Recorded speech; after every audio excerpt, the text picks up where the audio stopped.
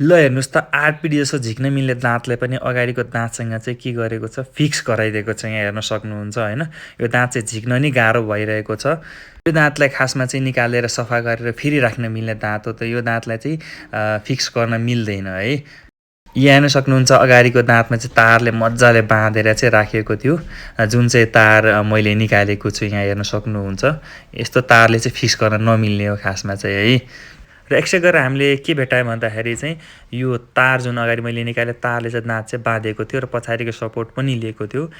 यसले गर्दा चाहिँ के हुन्छ, जुन तारको वरिपरि हुन्छ होइन, खाना जम्ने हुन्छ र ओरल हाइजिन मेन्टेन नभएर चाहिँ दाँत किराले खाने समस्या हुन्छ। र हेर्न सक्नुहुन्छ दाँत चाहिँ पुरै ध्वस्तै पारिसकेको छ, दाँत किराले खाएर चाहिँ पुरै ड्यामेज भइसकेको छ। यदि राम्रोसँग हेर्नुभयो भने चाहिँ यहाँ चाहिँ कालो जुन देखिराख्नु भएको छ, यहाँ चाहिँ हड्डी चाहिँ मजाले खिएको छ है। अनि त्यसपछि चाहिँ अगाडिको दाँत पनि राम्रोसँग हेर्नुभयो भने चाहिँ अगाडिको दाँत पनि कालो देख्न सकिन्छ होइन। यहाँ चाहिँ हड्डी खिएको छ, सबै हड्डी चाहिँ खिएको हो होइन। यस्तो किन हुन्छ भन्दाखेरि चाहिँ ओरल हाइजिन मेन्टेन नभएर चाहिँ हुन्छ। र यस्तो हुँदाखेरि चाहिँ दाँत सिरिङ हुने, दुख्ने अथवा भनौँ दाँतै निकाल्ने पर्ने पनि अवस्था आउन सक्छ।